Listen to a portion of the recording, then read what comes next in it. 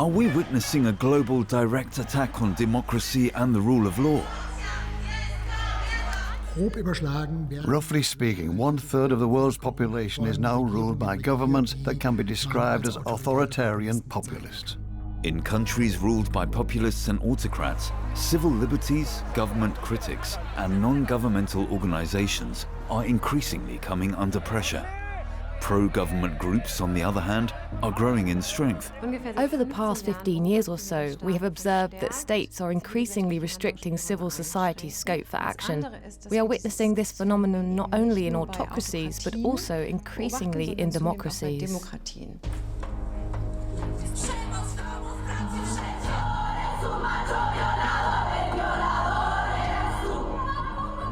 Not only individual activists, but also international NGOs have become targets of those in power.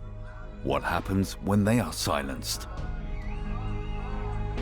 Civil society is the raw material of democracy, and if this raw material is lost, it will be very, very difficult to fill democratic processes with democratic content.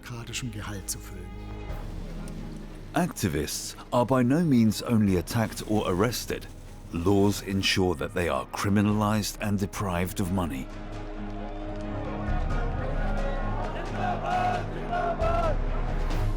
Uwierzcie mi, są nas miliony i jesteśmy wkurzone.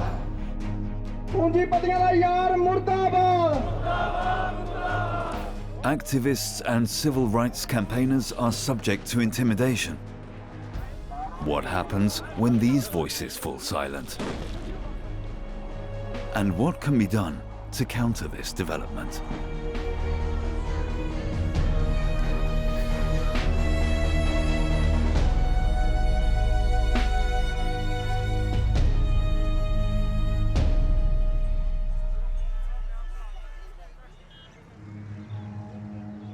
India, the world's largest democracy.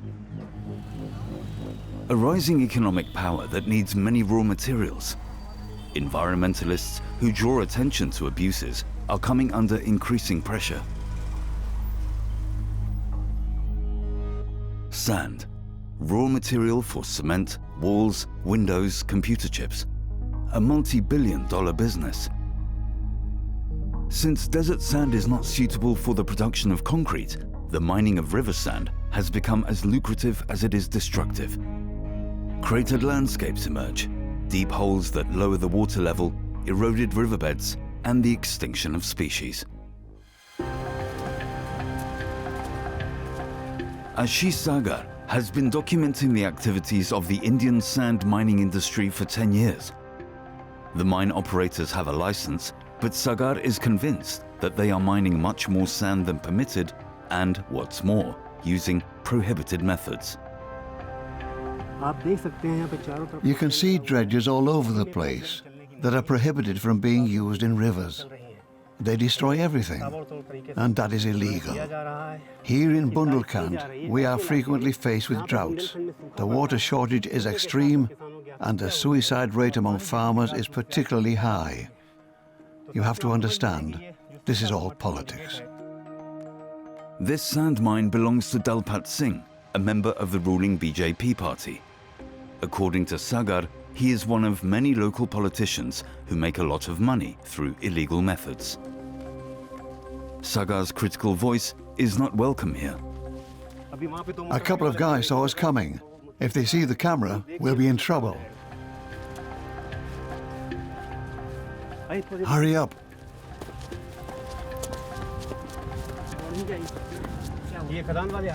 The people from the mine are following us. Don't stop. Keep going. Keep going.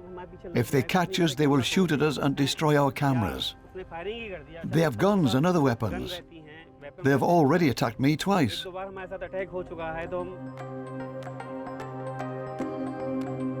According to Sagar, the government is aware of the illegal methods, but looks the other way because the business is mostly run by party members.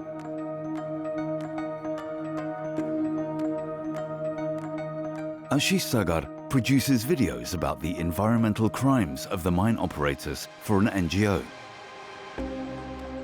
He is one of 200 community correspondents who work for video volunteers. On their social media channels, they document social and environmental abuses that no one else is talking about. We decided that all our correspondents should come from very marginalized communities, because it is marginalized communities who know best what marginalization is. We are not turning camera on to someone. We are turning camera on to ourselves and to our own communities, saying, look, this is who we are. In a new video, Ashish Sagar wants to document the damage caused by illegal blasting. In this quarry, stones for road construction and natural stones are mined, with the help of a fuse and explosives. Sagar meets a blaster, a day laborer who fears no repercussions. He says everyone in the area, including the police, knows about the illegal methods, but does nothing about it. And so Sagar hears no warning signals and sees no barriers, just many more explosives than are permitted.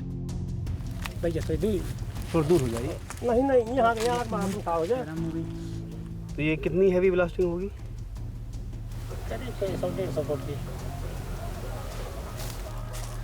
Button दबाओ बता देना. The blaster is ready and coordinates with the miners.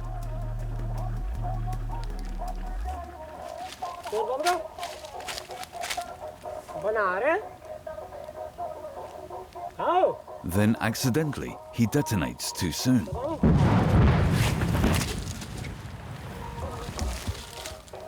This time, no harm was done.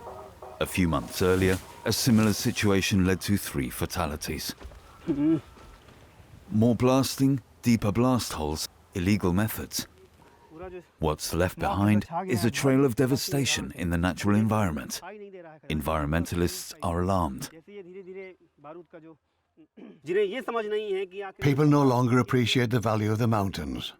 They provide us with drinking water and water for agriculture. They feed the lakes, which used to have more water. Today, people are losing their land, their mountains, their forests. If I don't fight for them, who will?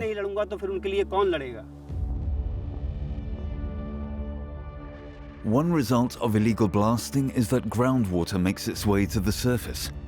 Empty wells and droughts are another consequence. The livelihoods of hundreds of thousands of farmers is at stake.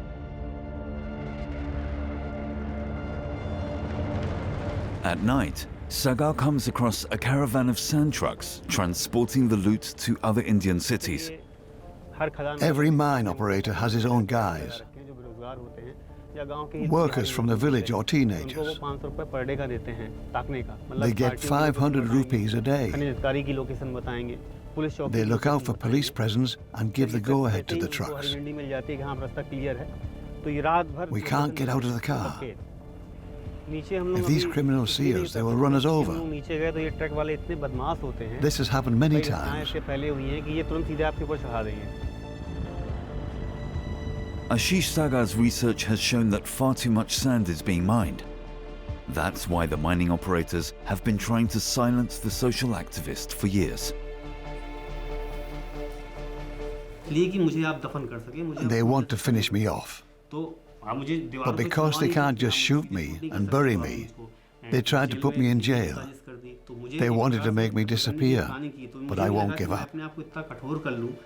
Sagar has been sued 8 times, including for resistance to state authority and for spreading fake news, but he has never been convicted. Taking legal action as a means of intimidating environmentalists is popular, not only in India. In a democracy, when you have dictatorial tendencies, you cannot just kill people because you're a democracy. So you have to find other ways of killing them, metaphorically speaking. So you cut their funds, you make them less desirable, you ignore them, you threaten them, you put false cases on them. Nobody who is power hungry and has dictatorial tendencies would want a community that is questioning. Critical questions raised by environmentalists and activists are bad for business.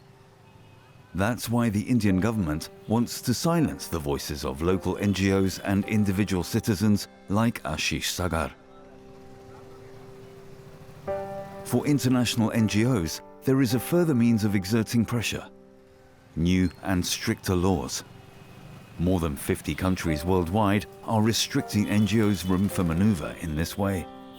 NGO laws are a very popular tool in restricting civil society action.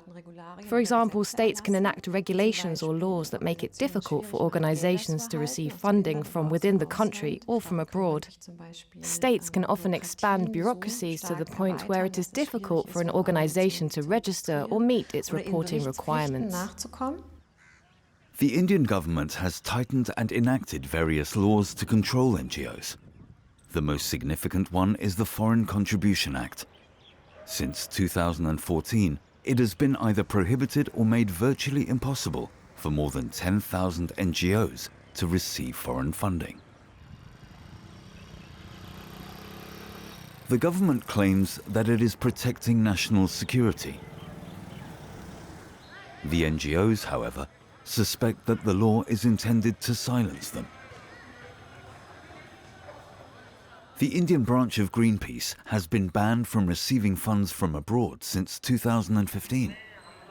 The government accuses Greenpeace of hindering the country's economic growth with its actions. The head of Greenpeace India, Binu Jacob, believes this allegation has been contrived and that the new act and legal disputes are designed to make the NGO's work impossible. We are an environmental organization, and now a significant part of our energy is dealt in the legal side of, court cases, hearing. That's really not the best use of our resources. Greenpeace India has been sued repeatedly for years. In 2018, their office was raided by the authorities. Our bank accounts were frozen for maybe about 2.5, 3 months. We couldn't pay wages, we couldn't pay our salaries. So from a 60-member program campaign team, we were left with only 15 people.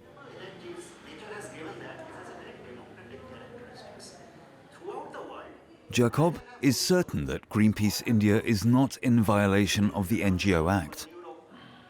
The Greenpeace India office is an independent entity which has its own board, the Indian board, which has its own supporters, the Indian supporters. So while we trust and believe on the courts, and we do believe that eventually we will come out of it because we haven't violated the law, but we are aware that it's possible that Greenpeace may be shut down.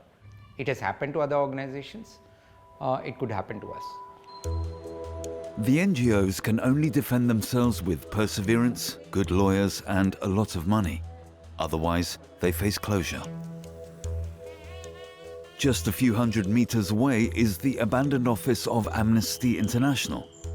The government accused Amnesty of violating anti-terror and foreign funding laws. Raids and seizures followed. Amnesty was forced to suspend its work in India. In 2020, the law on foreign funding was tightened once again.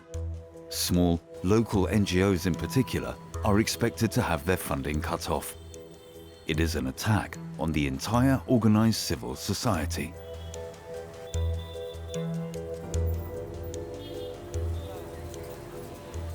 What does this mean for India's democracy? Are these laws a targeted political tool of Narendra Modi's government?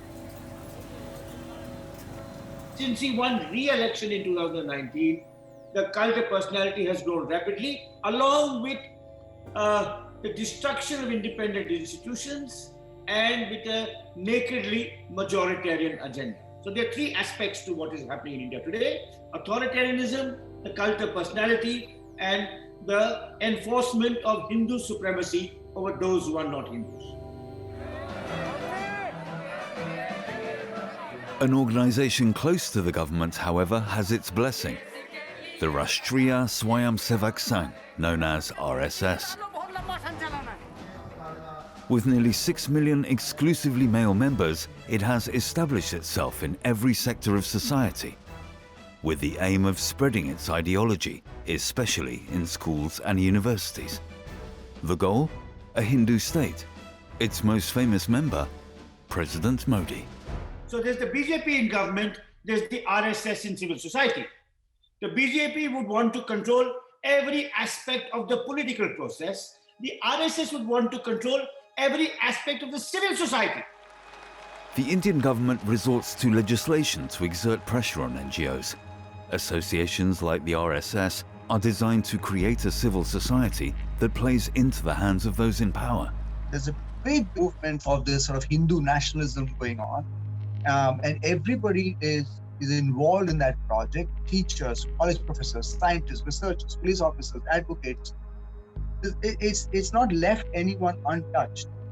So unfortunately, it's become a very polarized us versus them kind of situation, and people like us who are who believe in social justice or human rights or equality or democracy or the constitution, it's much more difficult than what it used to be. Dissenting voices are no longer heard. Instead, the majority opinion dictates the country's discourse. And it's not only in India that a limited conception of democracy is taking root. There's a population, a homogeneous population sharing a common set of interests that only needs to be implemented. But this still adheres to the idea of democracy, because it's all about making majority rule possible. Autocrats rely on social division using the instruments of democracy. We're in the middle of a dilemma brought on by liberalism. Liberalism means promoting democracy and human rights. But liberalism also includes the right of nations to self-determination, national sovereignty, and the idea that a country can develop on its own without outside interference. This is precisely the argument that the Modi government uses to prevent the work of international NGOs. Greenpeace and Amnesty International are considered enemies from outside who pursue foreign interests directed against the nation. NGOs advocating for civil rights are thus hampered in their work. Russia has proved itself adept at this method. Since 2012, all non-governmental organizations that are politically active and receive money from abroad have to register as so-called foreign agents. Otherwise, they face fines and closure.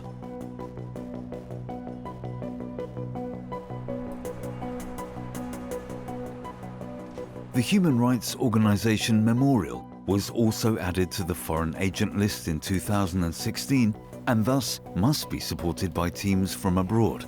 For example, Anke Giesen in Berlin.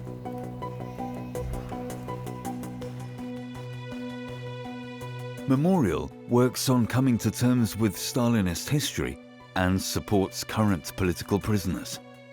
The human rights organization has become a target of government-controlled groups.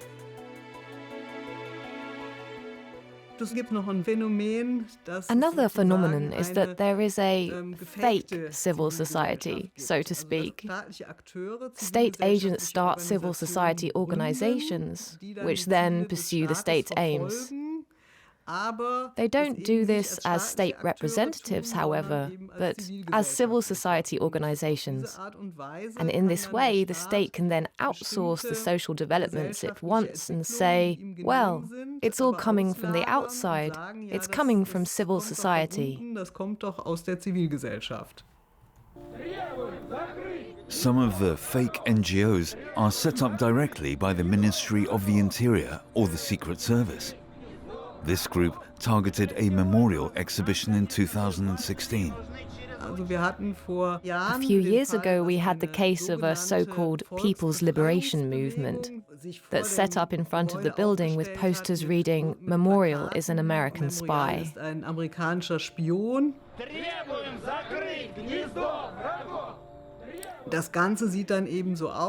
Then the whole thing looks like there are members of civil society who oppose Memorial's work. And many of these government-organized NGOs, or GONGOs, are also pretty violent. You might as well call it uncivilized society. society.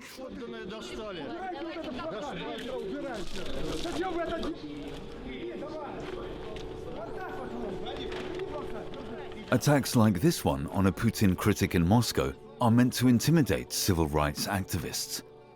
The government uses the staged conflicts in its propaganda against the NGOs. Those in power can then call this a conflict between civil society groups and maintain a semblance of democracy.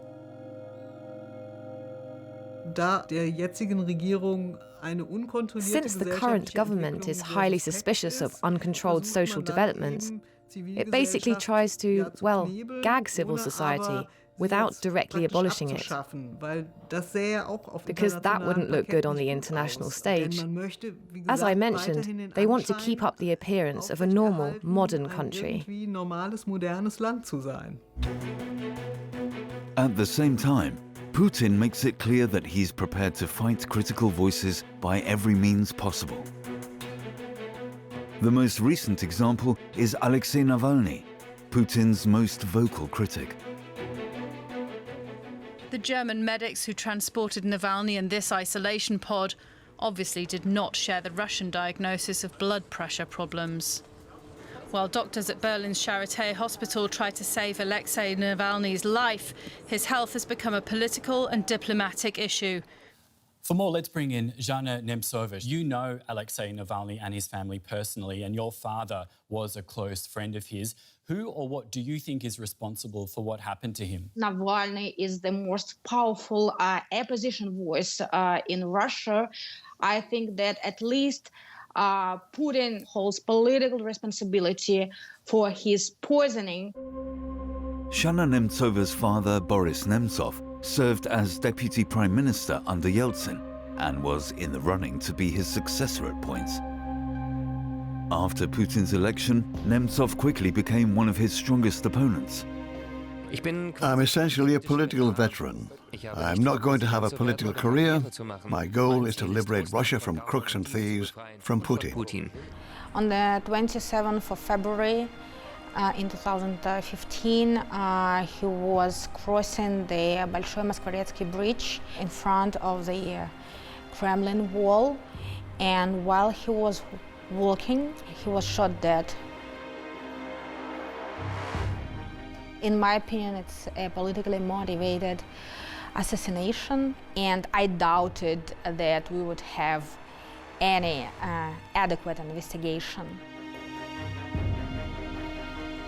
Many Russians agreed, and tens of thousands took to the streets.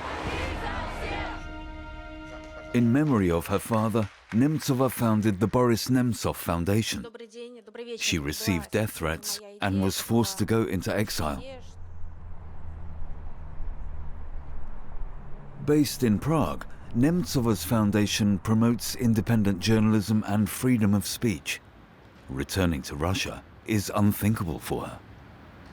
If you want to have an NGO, do not go to Russia, unless you want to cooperate with the Ministry of Foreign Affairs of Russia and to have this Gonga organization sponsored by the Russian government. The government's measures make it nearly impossible for critics to work in Russia. The democratic constitution is merely a facade.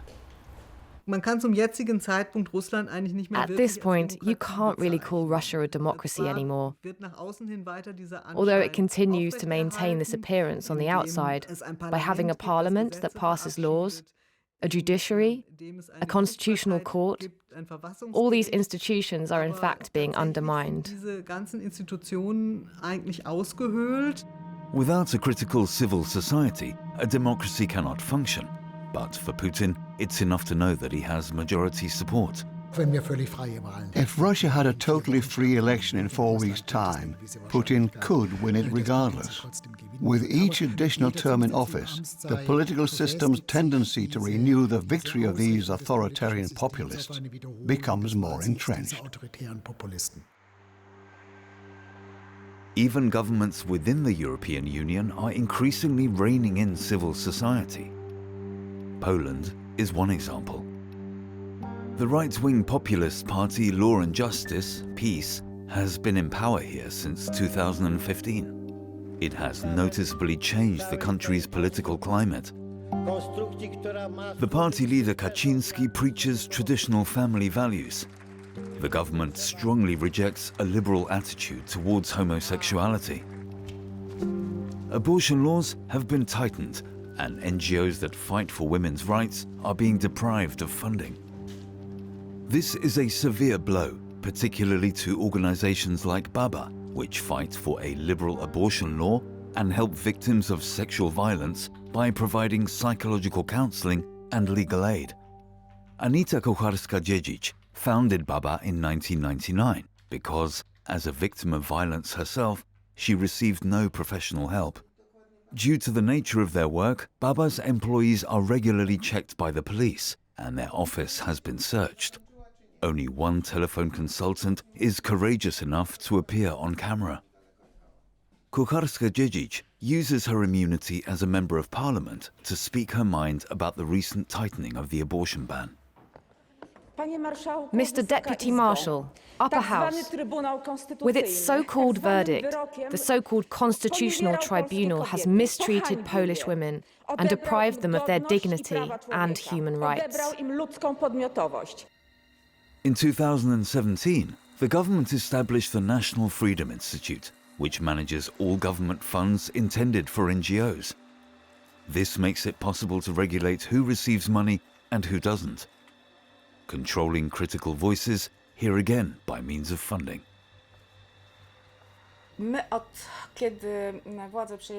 Catholic fundamentalists are increasingly influencing the government. This is why we no longer receive government funding, not even the money intended for NGOs. We simply live off donations.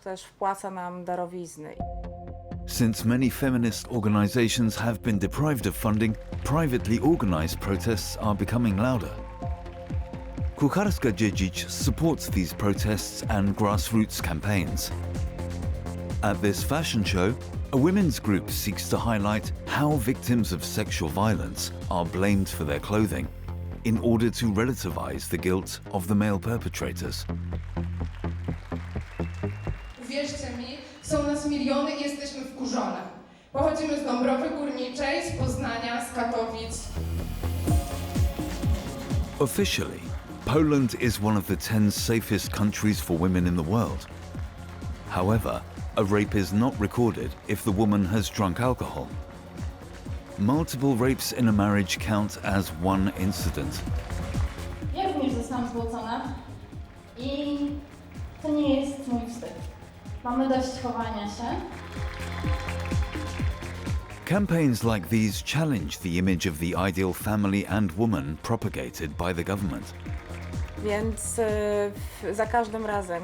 Every time we talk about women's rights or rights for victims of violence, the state accuses us of destroying Polish traditions and the sanctity of the Polish family, and of spreading LGBT and gender ideology. That is their only argument.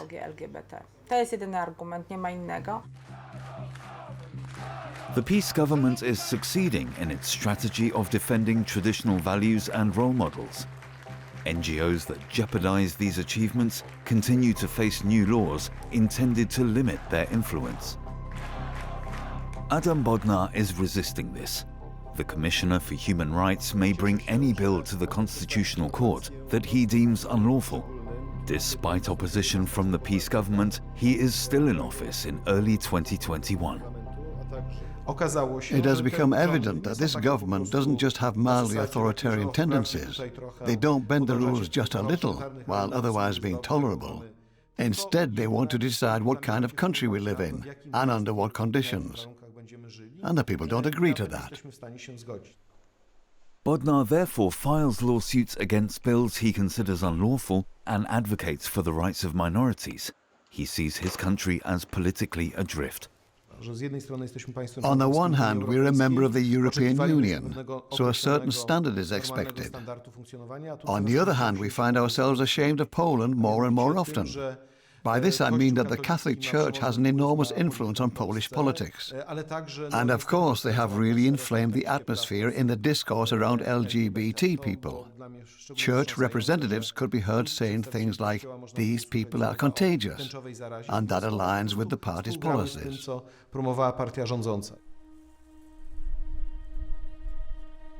In Poland, the government and Catholic Church are unified under values that permit only one traditional way of life.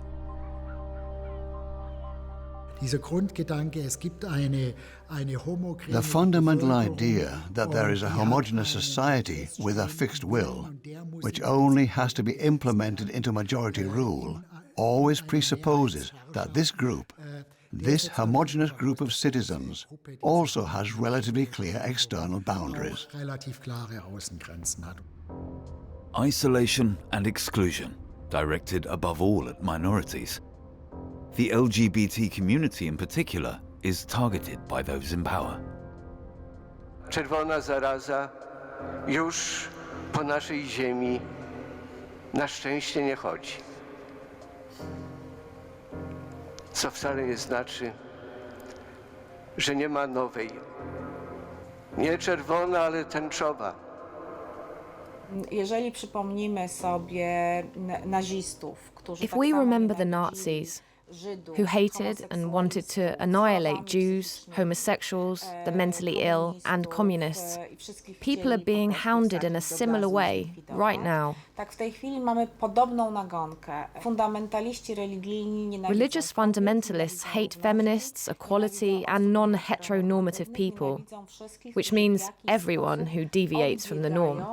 Od tego, co kiedyś Rosjanie nazywali They want a person without characteristics, who is completely absorbed by the state's ideology. I jest absolutnie lepiony przez ideologię państwową. Online propaganda videos fuel the atmosphere. They show ultra-conservative organizations that vilify LGBT people as dangerous, especially to children. This has consequences. In 2020, around a third of Poland's provinces and municipalities declared themselves free of so-called LGBT ideology. Although these declarations are primarily symbolic, they trigger violence and hatred. Assaults occur throughout Poland, but no statistics are recorded.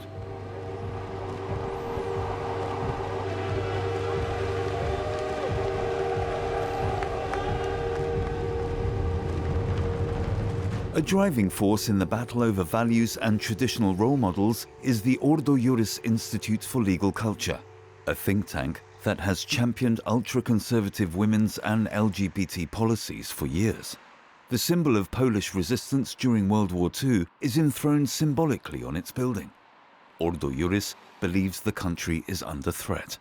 Głównym celem Instytutu Ordo Juris jest obrona zarówno na forum krajowym. Ordo Juris defends the values that have lately been pushed out of the public debate. Często są w jakiś sposób LGBT ideology strives to lump together all those who struggle with various disorders in their gender identity or with certain tendencies, for example. zaburzeniami tożsamości płciowej. It seeks to turn them into a class of people who stand in opposition to the rest of society. Zrobić z nich jakąś taką klasę ludzi w opozycji do. That's why we oppose this radical movement. W tym sensie tym radykalnym ruchom się sprzeciwiamy. Ordo Juris has an enormous influence on the government and society. Its co-founder, Aleksander Stępkowski, is the spokesman for the Polish Supreme Court. According to our calculations, more than 30 people from Ordo Juris are closely connected to the highest political power in Poland. They work in the ministries, the presidential palace, or the judicial and legislative bodies. As a result, they can more easily influence the state and intimidate the population. In October 2020, the Polish Constitutional Court further tightens the already strict abortion law. Abortion is now prohibited even if a fetus is severely deformed or has an incurable disease. The expert opinion on this ruling comes from Ordo Juris. Jeżeli chodzi o wyrok Trybunału Konstytucyjnego, to Ordo Iuris... Like every other NGO in Poland, Ordo Iuris was able to make a statement. swojej opinii. We did this as a friend of the court, so to speak. Na piśmie. Właśnie opinii jako We consider this ruling a major step towards safeguarding human rights in our country. Krok w stronę pełnej realizacji praw człowieka w naszym The fact that so many people are denied their right to life simply because of a disability, illness, or developmental disorder is not consistent with human rights. O niepełnosprawność, o wady rozwojowe jest niedopuszczalne. However, many see this ruling as anything but a victory for human rights. Anita Kucharska-Dziedzic and her fellow campaigners are also preparing for demonstrations. They are inspired by Argentinian feminists who recently won a liberalization of abortion law after a 30-year fight. Like them, they wear green scarves at their protests. To jest symbol strajku, chustka jest symbolem strajku, to jest symbol wszystkich kobiet. Mi się ryczeć chce, jak ja myślę, nie? Że ale wyjdziemy na jak ulicę. zobaczysz ten film... Nie słyszałaś tego? Ten performance jest po prostu niesamowity. Gwałcicielem jesteś ty! Policja! Wszystkie religie! I nasza władza! Nie chcecie tego widzieć? Co dotyka wiele z nas!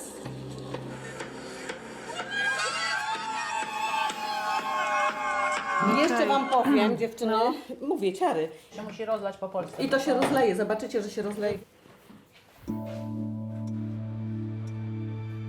Civil society in Poland remains outspoken. Criticism of Russia, however, is driving more and more people into exile. The journalist Ali Feruz also had to leave for Germany.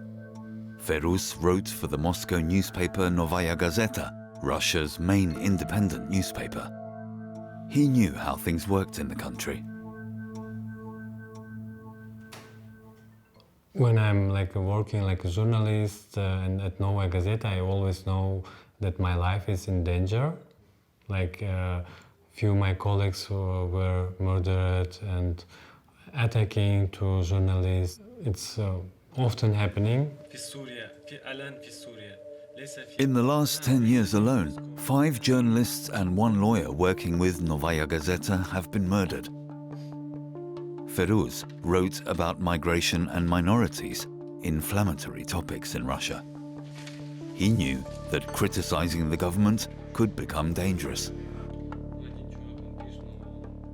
I was going to have my vocal lesson, and the police close to there, they were waiting for me, and when they saw me, they like, oh, this one. Hey, I've been arrested, and now I'm being taken to the police station. I was arrested by Lieutenant Kalashnikov. Badge number 017889. Ali Feruz has Russian parents, but was born in Uzbekistan. According to Russian law, this entitles him to Russian citizenship. He had applied for this, but not yet received it. After some of my articles, the Russian security services catch me, and officially they were telling me that they got I'm illegal in Russia. Yeah, but I was legal and I had all documents and everything.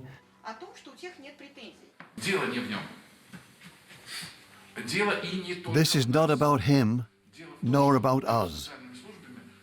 The point is that the intelligence agencies are collaborating. The Uzbek generals told the Russian generals, "We want this guy." And the Russians said, "No problem." The Secret Service has in fact started to assume the government's role in society, hunting down opposition members. While the editorial office in Moscow fights for his release, Feruz also receives support from Berlin. The journalist Daria Gomelskaya, a friend of Feruz, immediately grasps the situation. This is not about someone being in prison. This is a matter of life and death. With Ali, it was about his deportation to Uzbekistan. And it was clear to me from day one, if that happens, I will never see him alive again. Ali Feruz is homosexual, which is a punishable offence in Uzbekistan. He says that if he were deported, he would face imprisonment and torture, as was the case when he fell into the hands of the Uzbek Secret Service in his early 20s. They're putting needles between nails and skin. It's very painful. And they're putting like hot water on you, or putting you to the water with chlor. Yeah, they're just not killing you, but giving you too much pain, which is like really close to die.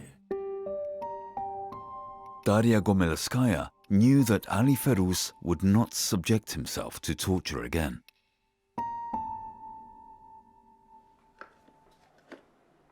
I was sitting there alone, and at first I was stunned and powerless. And then I made phone calls all over the world, in Germany too. That's how his friends joined forces. And by the next day, in fact, we had already registered a protest in front of the Russian embassy and stood there with loudspeakers and megaphones and tried to attract as much attention as possible for the cause.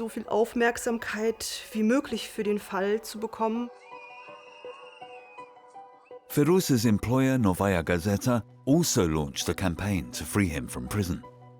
As a result, the case was reported on by many international newspapers. Gomilskaya was also successful. Solidarity actions took place in Germany, Russia, and other countries. As soon as a media presence emerges, well, let's just say that fewer atrocities take place. As soon as someone is watching and talking about it loudly, there is a chance that the person might survive or even get out in the end. After 6 months of international protests, the Russian Supreme Court overturned the decision to deport Feruz to Uzbekistan. The astonishing reason: a foreign citizen may not be detained indefinitely.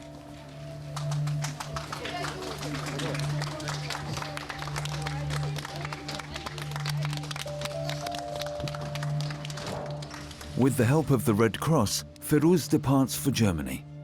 Here he receives refugee status.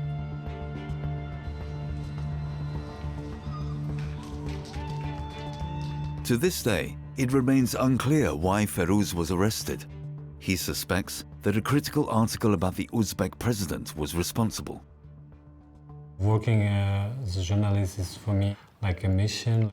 It's very important to give sensitive and important information to society, to react, to reflect, and to start changes in this society. Feruz's case and his departure fit into the rhetoric of the Russian rulers. Their propaganda speaks of Europe as Gayrup. Gayrup is this buzzword used to describe the enemy on the outside. According to the Russian narrative, Europe is this Sodom and Gomorrah. In Europe, everyone is gay, and that will bring about Europe's downfall. This narrative has been told in Russia for years, since Putin's been in power, in fact, that a danger is looming. And this is a danger from the outside, Russia against the rest of the world. Putin paints Europe and the LGBT movement as Russia's adversaries.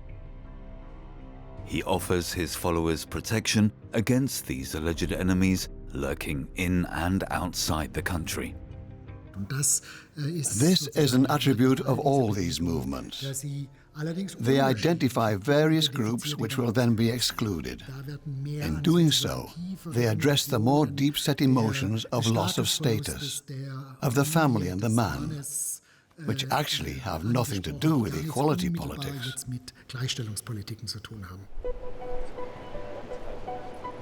Many critical voices are in exile, such as the journalist Zhana Nemtsova. Through her seminars, she aims to support colleagues who still work in Russia. In these courses, experienced journalists teach their younger colleagues how to report independently. Now we have a big assault on journalism, and Putin understands it perfectly well, because when he became president, the first thing he was focused on was to fight with independent TV channels. He actually wanted to gain control over national television stations. They now serve the interests of the state. So he understands how important journalism is, because the word might be very, very powerful. Nemtsova wants to use these courses to encourage her colleagues in their work. The Russian government sees independent reporting as opposition and treats journalists accordingly. Navalny retweeted my interview. Can you imagine? Now that's what I call a success. In some Russian regions, there are no independent media outlets at all. Zero. And Alexei Navalny, who is Russia's leading opposition politician, he actually created a network of offices across Russia. And in some regions, Navalny's offices are the only independent source of information. Navalny uses his social media channels to expose abuses and criticize the Russian government. The young liberal generation inform themselves through his channels. Navalny knows that his opposition policies are only credible if he operates from within Russia. This is why he flies back to Moscow in January 2021, despite the risk to his life. He's arrested while still at the airport and sentenced to 3.5 years in a prison camp. Around the world, the consensus is that Navalny was imprisoned unjustly. But how is this criticism viewed in Russia? The problem that is often encountered is that these measures are met with approval in the general population. If the population is on the side of the government when it acts restrictively, we can hardly say that these actions are not democratic. The Indian government is also trying to undermine the rights of citizens by so-called democratic means. In September 2020, Parliament passes a controversial agricultural reform. There will no longer be a minimum price guarantee for products. Instead, the market will set the price. While part of the population supports the new laws, the activist and environmentalist Ashish Sagar considers them undemocratic. The media claims that democracy is alive, but in reality, they don't even want anyone to protest. The government has hijacked the media and the judicial system and stopped journalists from speaking out. But civil society in India has not yet been silenced. Countless farmers who are angry at the government make their way to Delhi in late 2020. Many farmers in India live on or below the poverty line. More than 300,000 of them have committed suicide in the last 25 years.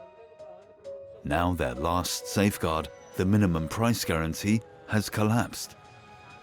The farmers fear that the corporations now dictating prices will exploit them even more. जो देश के लिए तानाशाही कर रहे हैं और देश के ऊपर थोप रहे हैं, किसान जो है वो बिल्कुल नहीं इनकी चलने देगा, ना हम चलने देंगे। हम बना रहे हैं ये कानून। किसान के अगर प्रॉफिट में होता तो किसान सड़कों पे क्यों रुलता? The farmers have organized their protest without official associations, using WhatsApp groups to get the message out. More than 60% of India's population of 1.3 billion work in agriculture. In early 2021, the Supreme Court temporarily suspended the law, and the government offered an 18-month moratorium.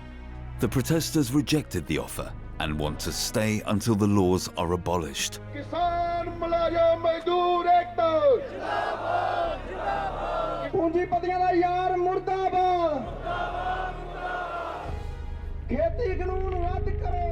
The protests have become a turning point for democracy in India. Modi has independent journalists arrested and cuts off the farmers' internet access, but the protests continue to grow. They are the largest demonstrations since Narendra Modi came to power, perhaps the biggest ever.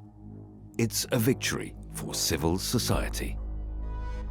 In Russia too, tens of thousands of people take to the streets after Alexei Navalny is arrested.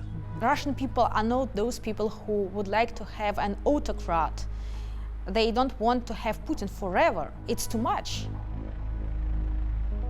In Poland, the Constitutional Court's ruling virtually banning abortion has proved to be the final straw.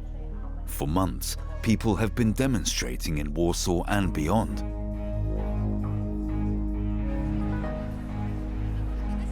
The government probably expected a few thousand here, a couple of hundred there, a few days, and that's it.